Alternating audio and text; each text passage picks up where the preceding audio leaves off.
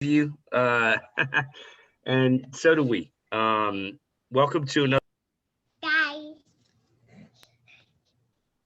Am I I'm muted? so sorry I did that. I'm so Oh, sorry. you're good. It looks like Callie muted me. She was tired of me talking already. Um, so happy Wednesday. Welcome back to another edition of our Zoom tastings. Thank you so much for joining us. We've got a special guest here tonight, and we've got a special treat tonight for you to try. The special guest is none other than Mr. Christopher Barnes from José Pastor. He joined us last year in the middle of the summer and took us through some amazing wines from Spain. And he's back here to do it again with a specific winery, one that we're really, really excited about, one that not a lot of people get to try because not a lot of it's made, and it is very, very highly allocated. One of the hardest to get wines that we carry in the store currently. So we wanted to open them up for you, let you try them. They are a bit pricey, but they are worth every penny, and they are absolutely delicious. So without further ado, I'm going to give it over to Mr. Christopher Barnes. He's going to tell you a little bit about himself, what got him into wine, what got him into natural wine, and then he's going to let you know about these guys. So first wine, so you can get it ready, is Palo Blanco. So go ahead and get that in your glass, and we'll get started. Chris, take it away. Hi all, thank you for having me, Adam, and all the fermented folks. Yeah, so today we're exploring wines from Envínate. We are their national importers, José Pastor Selections. José Pastor Selections has been around since 2001. Yeah, we're celebrating our 20th anniversary this year. I have been with the company for, it'll be 9 years, October 1st. I'm the national sales manager. Before that, I worked in retail in New York City, and I became very close with José Pastor and his growers. I did some traveling with him and, met all the producers and I've been working with Jose, for quite a while now. And, what we do is we source small production wines from growers, wines that we consider to be authentic. We call them real wines. Why our producers, they farm organically, they harvest by hand, they ferment with indigenous yeasts, so they don't add yeast when they make the fermentation, and they use no other products in the winery except for sometimes some sulfites. Well, I would say most of the time, some sulfites, but very low. So we call them minimal interventionist wines, natural wines, those kinds of things. And I would say like one of our very, very flagship producers, a winery that we're really, really known for, are the wines from Envínate. Jose was a pioneer in importing wine from the Canary Islands. When I was in retail and I heard that Jose was having a Canary Island wines tasting, I was like, what? They even make wine there? Okay. I honestly, I thought it was a pipe dream, to be honest. I didn't expect a lot. But, the Canary Islands is a historic wine growing area. It was, we're off the coast of Africa there, several hundred kilometers or miles from Spain. But the reason why Spain is here is because the Canary Islands were basically the way station, between Spain and the Americas. Spain had the largest empire in the history of the world, bigger than the Roman Empire. You think about South America and Central America and Mexico and these giant countries, and everybody speaks Spanish for a reason. So the Canary Islands were kind of like, when the Spanish came here, there were nomadic people there called the Guanches, and they sort of quickly conquered them because they were nomadic and easy to conquer. And immediately they set up shop and brought the vine to the Canary Islands. So this is just post Columbus, and so the 16th century. And so you see there are 7 islands, 6 of them, am I counting that right? 6 of them produce wine. The main island, which has 5 denominaciones de origins, which are appellations, are on Tenerife, the main island, so kind of in the center there. And that's where 1/4 of Envínate, Roberto Santana, he is from this island. So what makes this project really unique is that there are 4 friends that are actually from different parts of Spain that they met during enology and viticulture school, and then set up a consultancy in 2005, where they worked for larger wineries as a team and managed their viticulture and their winemaking. And so they actually collaborate and make wine in each other's home regions. So they have vineyards in southeastern Spain, where Jose and Laura are from, vineyards up in Ribera Sacra, up in Galicia, in northwestern Spain, above Portugal, where Alfonso is from. We'll taste one wine at the end from there. And then really the biggest project that they have is on Tenerife. So they have 3 different wine growing areas that they work in. They make a 2 to 3, well, it's really 3 different wines from an area that's, if it's kind of a, how would you, it would be kind of, it would be the western side of Tenerife, sort of at the edge, the sort of northwestern. Yep, right there. And that's called Icodan Daute Isora. And those vines grow at really high elevation, almost 4,000 feet elevation. And that project's called Benje. And then they have a middle project, which is where we're starting, which is, right about where Adam's arrow was there. Kind of towards the coast of the north, facing north. And that area is called the Valle de la Orotava. And they make 2 wines there. Palo Blanco, and then the other cuvee is called Migan, which we're not tasting tonight. So it's interesting because the different parts of Tenerife have different influences. There's a lot of Spanish influence, which you see in the Benje area. And then there's a lot of Portuguese influence in the vineyards, which you see in the Valle de la Orotava, and then also in the Taganon area, which is where the 3rd project is. And we're tasting 2 wines from there this evening. And those are, extremely unusual. If you go to the next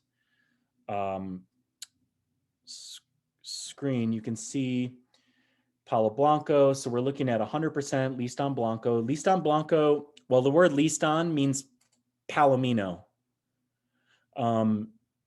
Palomino is the main white grape in southern Spain, where they make sherry.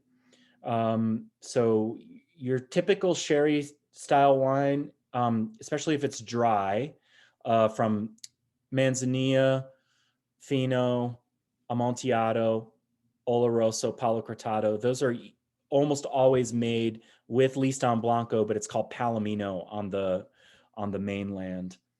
And what's interesting about the Valle de la Orotava is they have an incredible vine training system that doesn't exist anywhere else.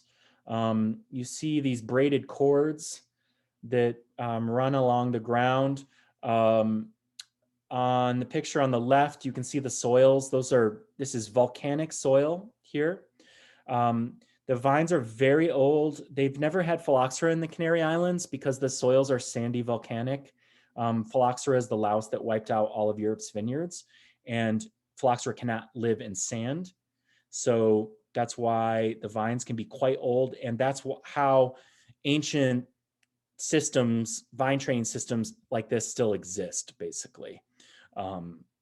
Had phylloxera wiped out the vineyards like they did in the rest of Europe, they probably would have gone towards vine training or basket style, which is typical of mainland Spain, where the vines are grown as like individual plants, like, we call them head pruned or basket pruned or invaso or gobelet, I believe is the French term.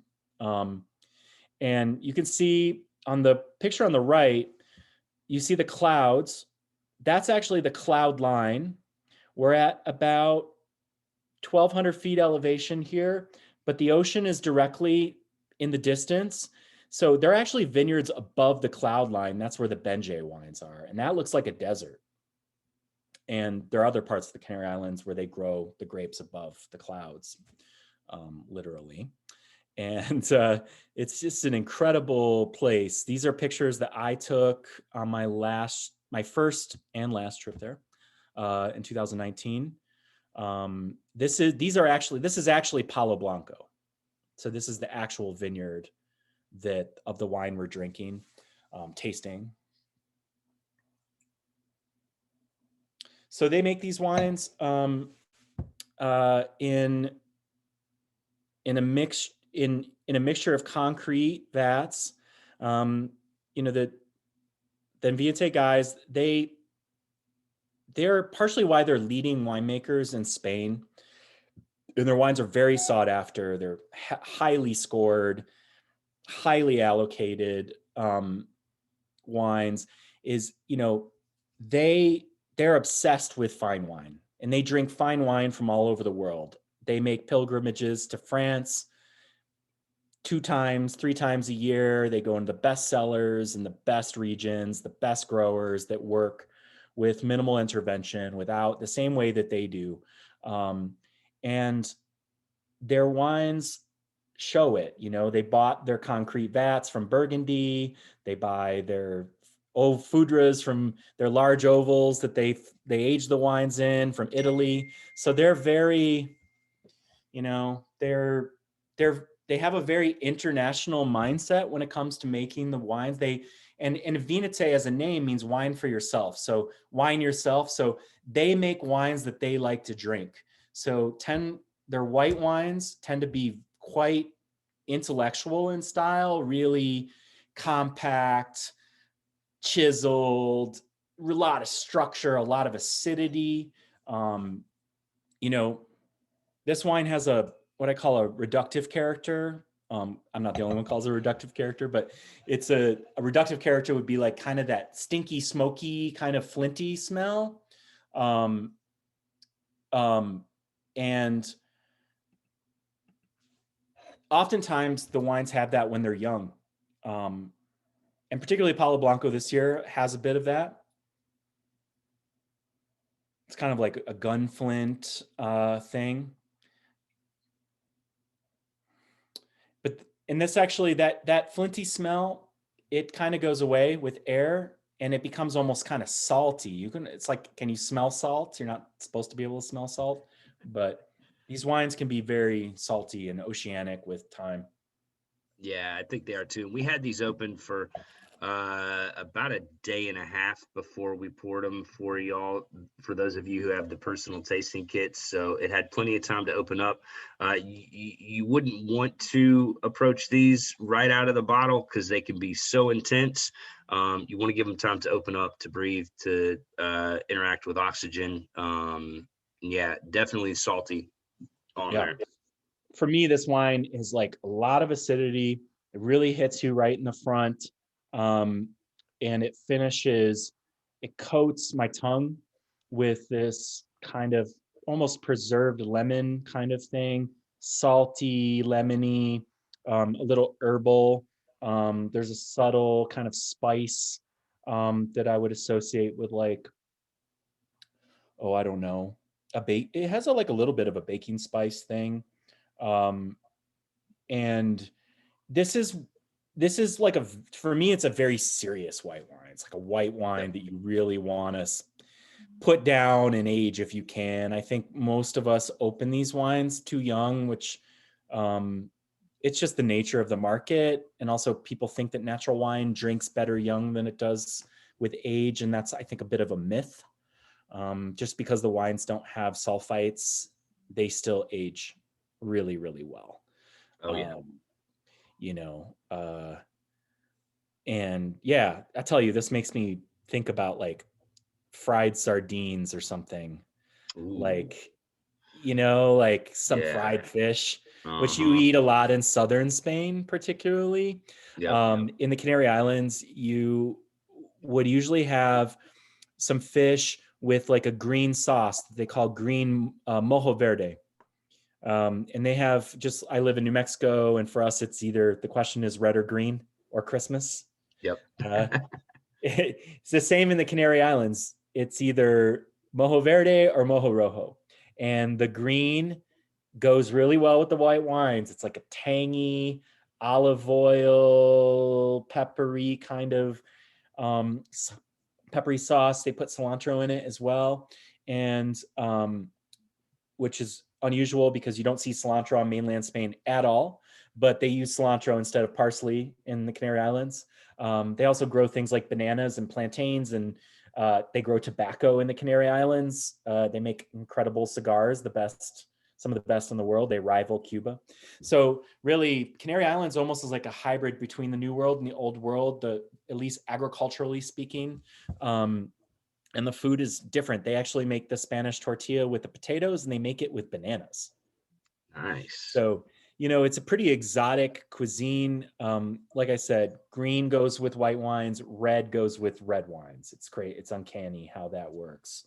And we're going to taste very delicious red here in a little while.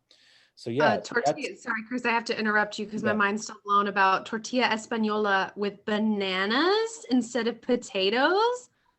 they have the most famous bananas in Europe.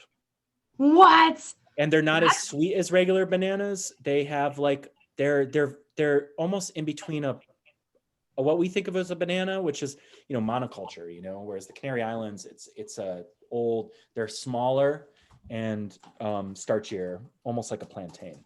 oh, that's really cool. Yeah, it's really interesting. All right, I'm ready to go. Let's do it. So whereas we had a monovarietal wine, which is kind of unusual, but people think that the Violet de la Orotava, where the Palo Blanco is produced, is really like the home of those grapes, you know, where that's considered to be the best area for just Listan Blanco, and Listan Negro would be the counterpart. And now we go to the Taganan area, which is an area that's right on the ocean. So the Taganan, the town, there's a town called Taganana, and it's named after that rock that juts out on the left. Yep. And these vines, as you can see, are untrained. On the left picture, those vines don't have any training. On this picture on the right, you see some canes kind of propping them up. And what they do is all the work is done by hand. And when there's a lot of humidity, they prop up the vines with the canes. And when it's drier, but even though this was taken the same day, mind you, I mean, you know, some of these parcels are worked differently depending on, because there's different microclimates. It's actually quite an extensive area. We went through a hike. It was the most beautiful vineyard walk I have ever been on, easily. Just incredible. These vines are over 200 years old, and there are as many as 50 different grape varieties interplanted willy-nilly. This is not like, oh, here's a block of Listan Blanco, or here's a block of Chardonnay, or whatever. These vines are completely interspersed. They have records that allude to these vines could be 300 years old. So It's crazy. It's like the show Lost, you know? Yeah. Like, it's like, where am I right now? Like, what's going on? You know? And Envínate, they have quite a bit of a foothold here. I mean, they control a good amount of the vineyard land. They work with a couple other growers that own parcels. So that's one thing about Envínate, is that they're a hybrid project of estate stuff that they farm. Sometimes they own, sometimes they lease, rent kind of thing.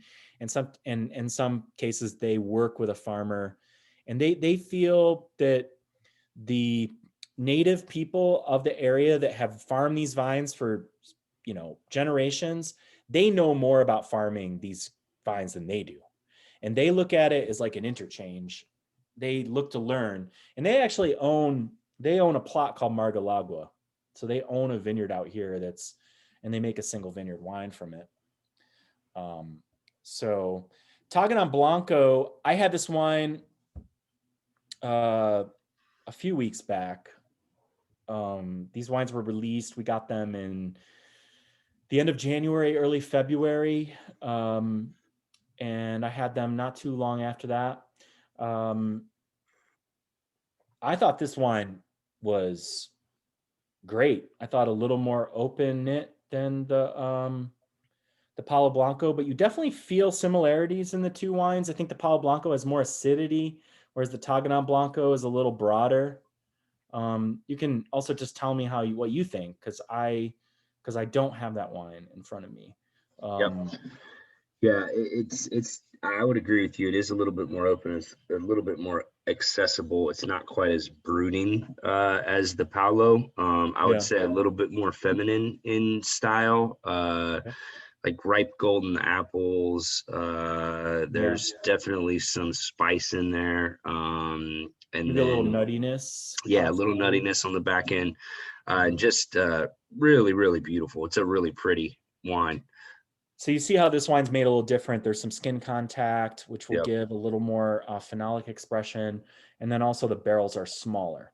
So the barrel actually could influence the wine a little bit more, possibly give it a bit more air because the barrels are smaller, more microoxygenation, which I think they feel that, Taganon wines need that. Whereas the Palo Blanco is more, there's more acidity, so they like it to be a little bit more closed style, whereas the Taganon Blanco is more, maybe a bit can handle a little bit more air in aging. And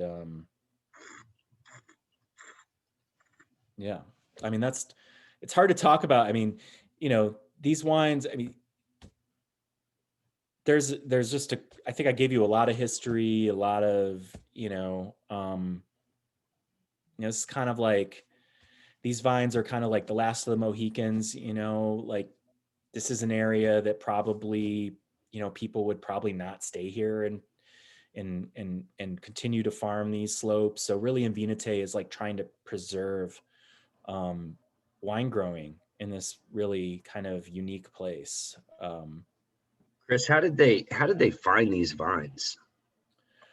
Well, Roberto is from actually Santa Cruz, which when you drive this coastal route from, what's the city called? I'm forgetting this. Well, Orotava is a town. So if you're driving from Orotava, which we saw on the map was kind of more on the western side, you drive east along the coast, and Taganana would be on the way to Santa Cruz, which is on the other side of the northern part of Tenerife. And that's Roberto's father has a restaurant there. So Roberto grew up with food. It's a very traditional Spanish Maison that specializes in meat, actually. Even though there's a lot of coastal land, people in the Canaries like to eat meat. And that restaurant particularly specializes in meat. But, Roberto is, he was a winemaker at another winery called Suertes del Marquez previous to this. And they make really great wines. And we were their importers. And that's how we met Roberto. But, these guys just seek things out, like they look for these really unusual, authentic vineyard sites that are, that are going to give these unique things. And I think Roberto just knew about this area, and they're most definitely the first people to bottle a wine from here. And they're now Suertes de Marquez actually makes a wine from here too, and possibly there might be somebody else. I don't know. Yeah. Envínate is no longer the only show in town, but I mean, wouldn't you want to make a wine here if you could? Like, Yeah. Yeah, you'd have to do everything by hand. I would. No. That's beautiful. Yeah, I've never seen vines that look like that before. Like, I would probably walk by them and not even realize they were grapevines. Yeah, no, I think that's true. It's crazy. All right, we ready for some reds? Yeah, so now we're looking at the same area, but Tinto. And the white grapes are tend to be planted in different areas than the red grapes. Yeah, so the one on the vineyard on the right is actually not Canary Islands. That's Ribera Sacra, which we can talk about that after. But you see here on the left, you see these terraces that are built out of the decomposed volcanic rock.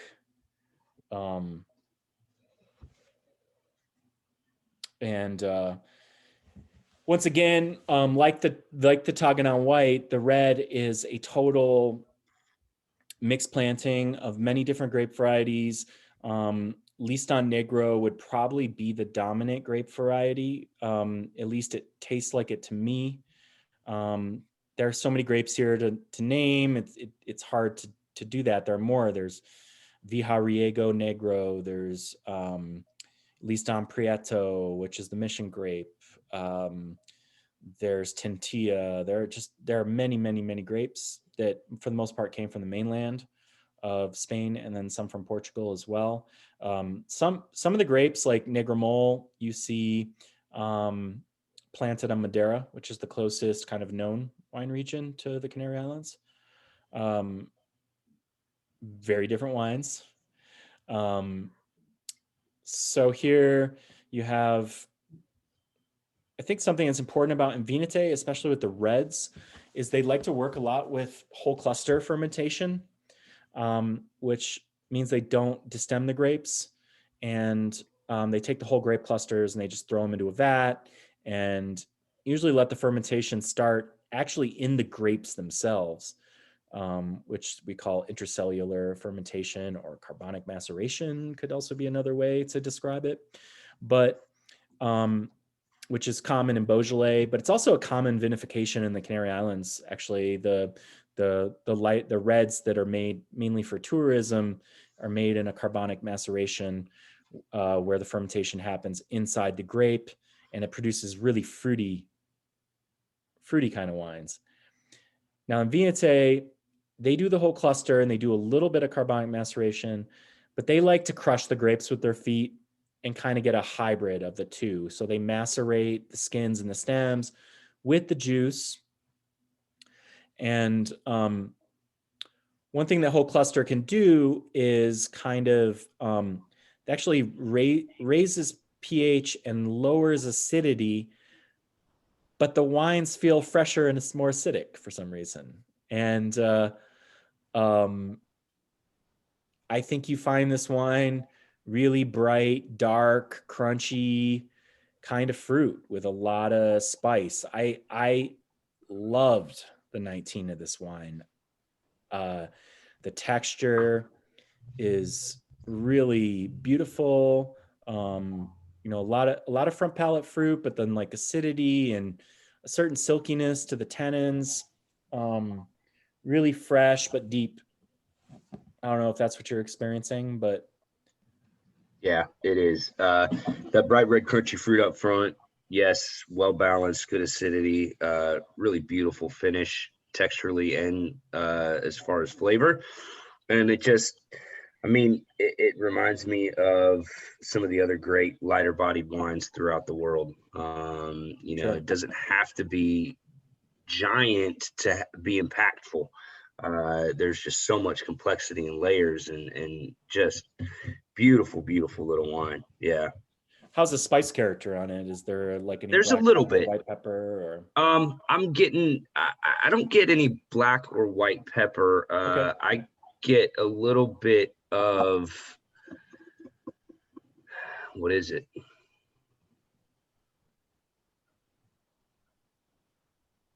Sometimes Actually, green peppercorn can be kind of a note. yeah, I think it is more of a green. Aaliyah, Alex, what are y'all getting out of this? Oh, Alex has a much better palate for these things than I do.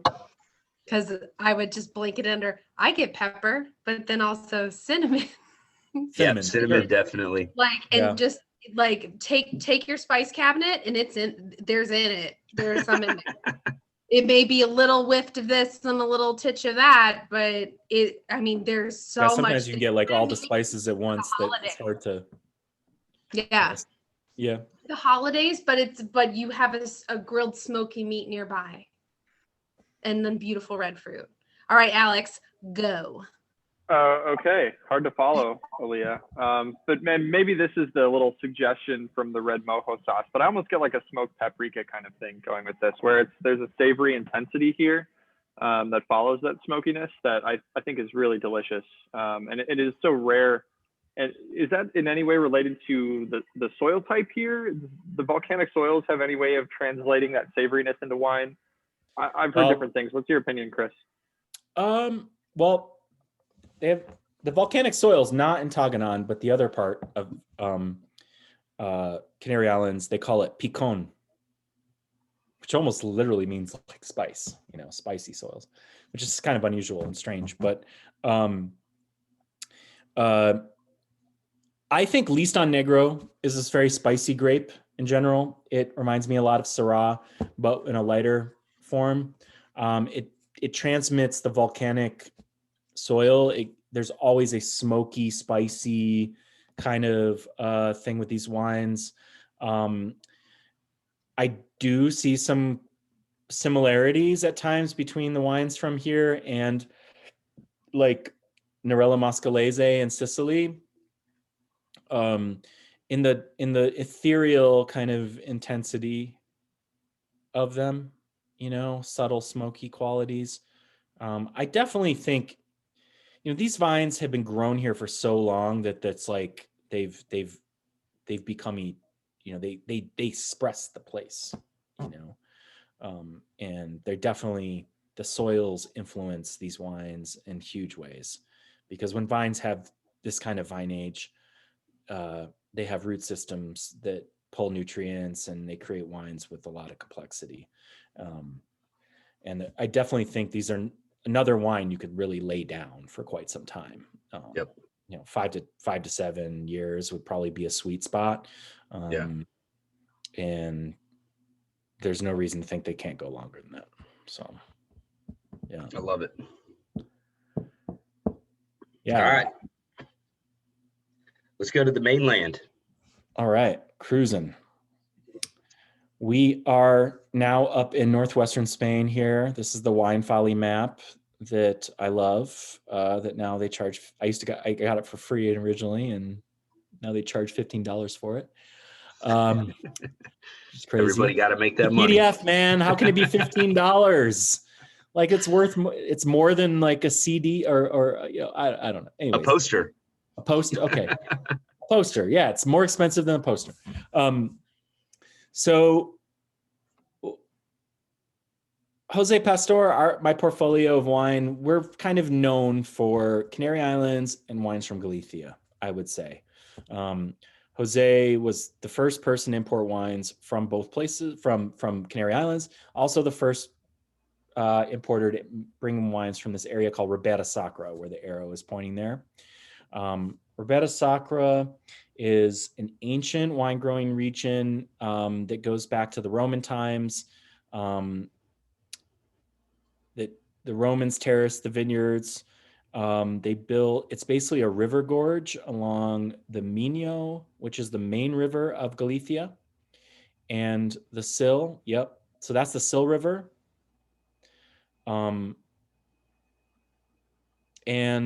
the area has 5 different subzones. Along the Minho up top, you have Chantada on the west side, Riberas do Sil on the east side, and then I'm sorry, Riberas do Minho on the east side, and then you go down, that's north and south, and then you go to the Sil River, which runs east and west, and the vineyards that face north are called Riberas do Sil, and that's where Envínate, the most of the cuvee that we're tasting, the Viñas Aldea, comes from, and the other part of the cuvee comes from the other side of the river that faces south, and that's Amandi and Quiroga Bibe, two subzones.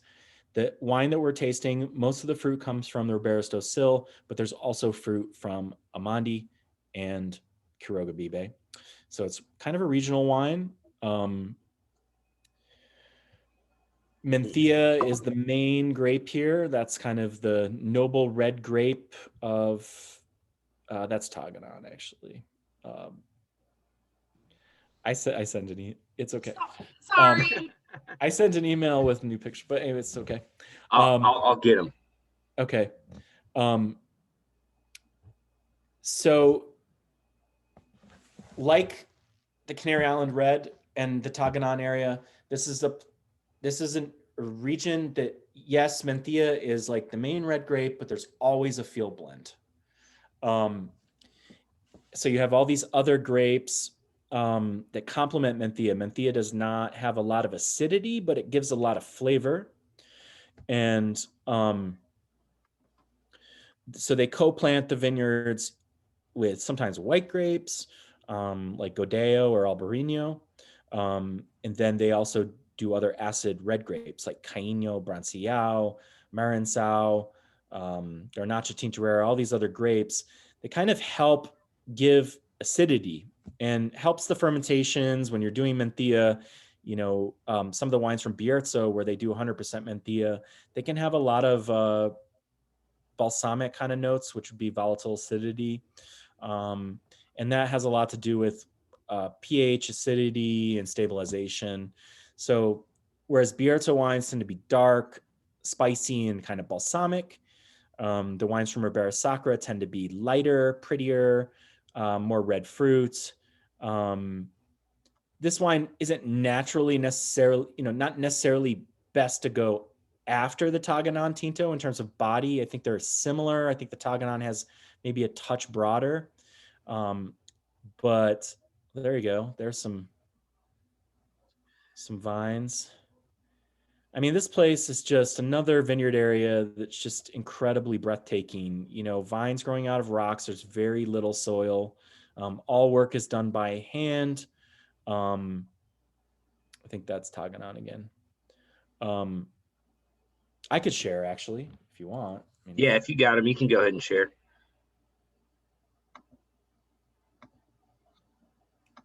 I have the privileges. You do. Yep. I just made you a co-host. You're free to share away. Okay. Yeah. I was in Ribera Sacra. I've been to Ribera Sacra maybe more than any other wine region that I have visited. But I just want to give you an idea of like what these vineyards actually look like.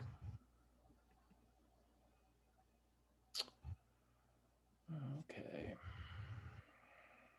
Sorry. Be a little share screen. Boom. Can you see that? Yeah. Yeah. Cool. So you see that this is a river gorge. So some of these vineyards are extremely steep. We call it heroic viticulture.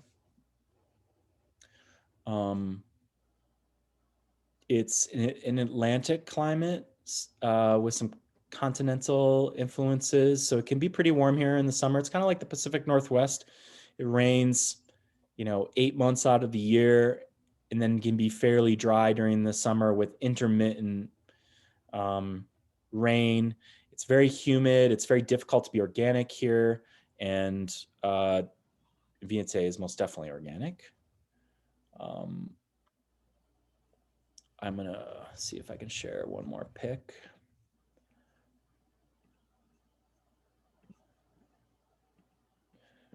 But this is Alfonso Torrente. He was one of the folks in the first photo. I can show that picture.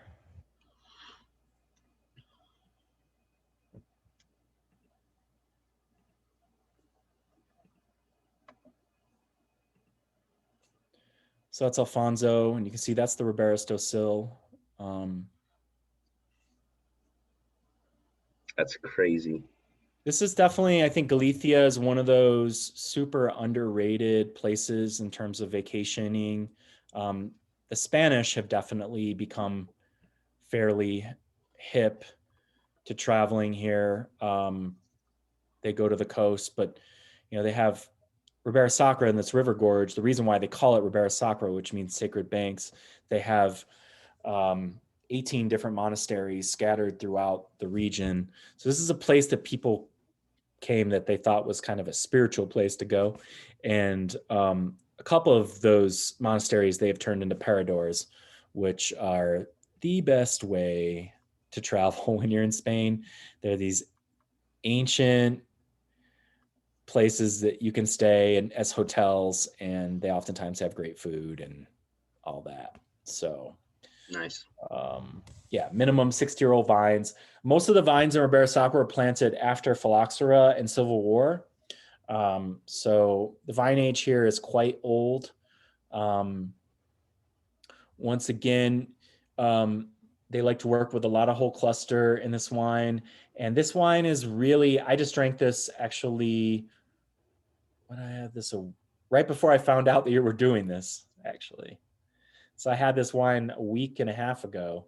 And for me, it had this beautiful floral, spicy kind of fruit, really quite aromatic, great. I thought it got better with air. And on the palate, it's this beautiful mix of red and dark fruit, almost kind of like a roasted cherry meets cassis with this higher toned red fruit and this great acidity that it really kind of gives you this really nice kind of palate impression of fruit with all the things. Yep. And it's just absolutely beautiful wine. And in my opinion, like, even though it's not a cheap wine, it's pretty damn good value for what it is. I mean, yeah. it rivals some of the great Syrahs and Burgundies from France to me in style. Yep.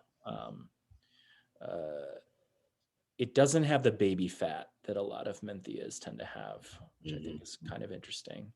And I think that's the north-facing cooler vineyards that they work with. I definitely get sweeter fruit on the Menthia versus the savory fruit that we got from the Tagnon. But you're right, it doesn't have any of that baby fat. And it's just, they're all stunning. They're all unique. They're all bottles that I want to sit with for multiple hours or multiple days so that I can analyze them, enjoy them, dance with them, play music with them, eat with them, because they're going to change through all of those experiences. And it's an amazing little lineup of wines. And again, some of the most highly allocated wines that Chris sells that we carry in the shop, we'll get 6 bottles a year and be thankful for the ones that we get. We don't get the whole line. Hopefully at some point in time, we'll be able to get the whole line. But just some really, really fantastic wines that we've fallen in love with. And I hope you guys have enjoyed them as much as we have. And the only thing left to do, other than say thank you to Chris for guiding us on this journey through the Canary Islands and Menthia, is to figure out which one was the favorite, what wins. And it's hard with wines like these because they're all so amazing. But as with different pieces of art, as with different pieces of music, one of them is going to speak to you in a more vocal way than the others. So something's going to jump out at you, and that's the one that I like the most. And since everybody's palate is different, everybody's going to have a different experience with these wines. So figure out which one was your favorite. I know it's tough. For those of you who have multiple people at your watch party, put everybody's favorites in the chat box. If you have any questions for Chris that you'd like to have answered before we sign off, please put those in the chat as well. And yeah, you Chris, can definitely feel free to geek out, because I'm a wine geek and I like to answer questions. So love it. Number 3, we got a couple votes for number 4. We got a number 3. Cool. I mean, these are kind of tough wines to kind of parse a little bit, like what's my favorite, because they can be fairly intellectual, and like, we are drinking them kind of young, but there's no right or wrong answer. It's just your favorite's your favorite. That's nice. Yep. I love that. Comparing it to Manzanilla Sherry. Yeah. Yep. Sweet. Very cool. Mm-hmm. It looks like Chris is tabulating for his group. And then while he's doing that, Chris, what's your favorite of the ones that you've had? I know you haven't had them all tonight, but in the past, if you had to choose between all 4 of these, what would you go to? Oh man. For aging, my favorite is the Palo Blanco. For I was blown away by the Taganon 19. I thought both Taganons were great this year. I think the Taganon White, also like the Palo Blanco, needs time. I always really enjoy it, but I think it's really specific to what food maybe you would enjoy it with. And gosh, I mean, honestly, like, I'm kind of a Ribera Sacra guy. Like, I felt this was the first region that I kind of specialized in when I was in retail, that I feel like I kind of was responsible for discovering, quote unquote. How can you discover something that's been around for 2,000 years? But, it was like the region that I was like, hey, you should, because I worked at a very Francophile wine shop. And I sold a lot of Italian wine, a lot of French wine, a lot of old world wine. And it was the wine region that I could be like, hey, try these. And then kind of people were like, oh yeah, I like these too. They're like Cabernet Franc or Gamay, or, so I would say number 4 is probably just the closest to my heart, just the Aldea. It's one of my all-time favorite wines, to be honest. It's not in hot vintages, which they happen now in Galicia. They didn't used to so much. It cannot be my favorite. I find the Canary Islands to be more consistent from vintage to vintage. And it's that crazy effect of the ocean and the fact that the climate is actually not hot, even though it's close to Africa. It's actually a temperate climate. So because they have this wind, the Alisios wind, that comes from the ocean. It's the same weather pattern that they get in the British Isles, in Galicia. So all those misty green places, like, it's the same weather pattern, and it goes all the way down to the Canary Islands and swoops down. And that's why you can even make wine here. Otherwise, it would be a desert. It would be a volcanic desert, island. But that's how you, because of that weather pattern, that moisture that comes down, that swoops over. And, it's in the winter, it's like 60 degrees, 50, 60. In the summer, it's like 80. So it's not as hot as you would think in certain parts of the Canary Islands. If you face south, you'll get more like African. You get more like of the African influence, and it's drier and hotter. And there are parts, and that's, like I said, above the cloud line, it would be like almost desert vineyards like I have in New Mexico. So, yeah. Chris, hey, we got a question for you. Yeah. So with vineyards having been co-planted for 200 plus years, how are things not cross-pollinating? Like, we're not we're having trouble understanding how we haven't created new grape varietals by having 10 or 12 different in the same vineyard for a couple hundred years. And I think that's partially what has happened. yeah. Yeah, I think that's. So we very well could be drinking a grape varietal or a specific clone that is found nowhere else on the planet. For sure. Possibly. Yeah. More than likely. Yeah. More than likely, they don't grow Liston Gaucho anywhere else. Right. Yeah. Okay, cool. Or Malvasia, they have red Malvasias. They have grapes. I mean, they definitely have grapes in that Taganon vineyard that I've never heard of. Yeah. And they might even have grapes in there that they don't even know the name of, or they don't have a name for it. Right. So most definitely, it's not like 200 years ago they had vine nurseries and they were, I think the diversity, they know that they have is 50-ish grape varieties there. Yep. And they could be related in some way, but there's no financial benefit for them to get analysis to see which grapes are parented grapes, because there's no other place in the Canary Islands where there are 50 different grape varieties growing out of volcanic rocks next to the ocean. The Taganon wines are so specific. It just doesn't. Not to be all like that, but they're easier to sell not knowing than they are by knowing. There's a little bit of mystique and, hey, this is so old, we're not even sure we know what the grape is. For sure. There's definitely some of that, right? Definitely. Yeah.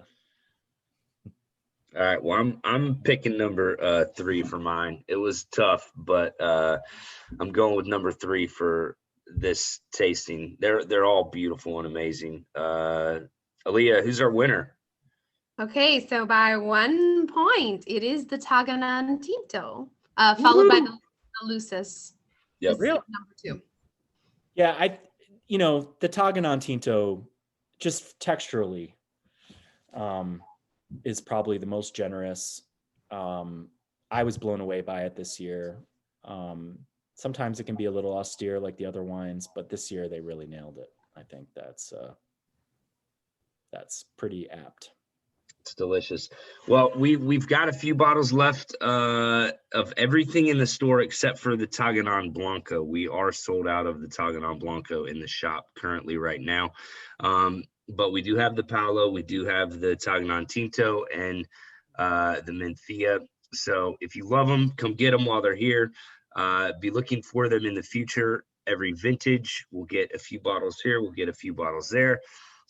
Chris, as always, thank you for all of your insight, your knowledge, your wisdom, your love for your craft and these wines and these people behind the wines, because that's what we really care about, the people behind the wines, and supporting them, supporting you, and supporting what you guys do so that we can drink great freaking wine and drink wine with less manipulations and less additives and wines that are more interesting and more fun. Yeah, thanks so much. I hope to be in Atlanta in the fall. We would love to see you. I'm getting my second vax next month, and I'm ready to go. Heck yeah. Yeah, I have only been to Atlanta to meet the Avant Partir people, my distributor. I will just say that, Avant Partir, who distributes our wines in Georgia, they are one of the best. Yep. I tell you, class act in every way, and they've done an incredible job. They are our number 3 distributor nationally. So awesome. Definitely. Atlanta and Georgia, and they also have us in South Carolina as well, has become such an important part of what we do. So I just appreciate all the support. We have a broad portfolio of wines that spans the whole peninsula. We've since, we import wine from Mexico, Chile, Argentina.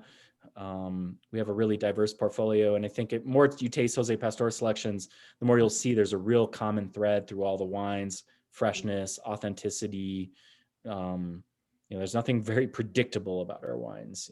They're very distinctive and very, very much of Jose's palate and our perspective. So I appreciate all the support and and everything you guys do. So Absolutely. Thank you, Chris. enjoy it. Have a great night.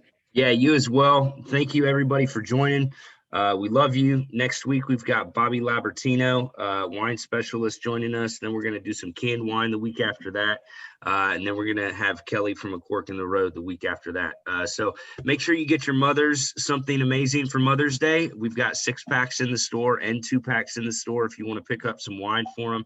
And everybody have an incredible week. And we will see you soon in the store. Bye, guys. Happy Wednesday. Thanks a lot. Have a good night. Thank you, Chris. Be well.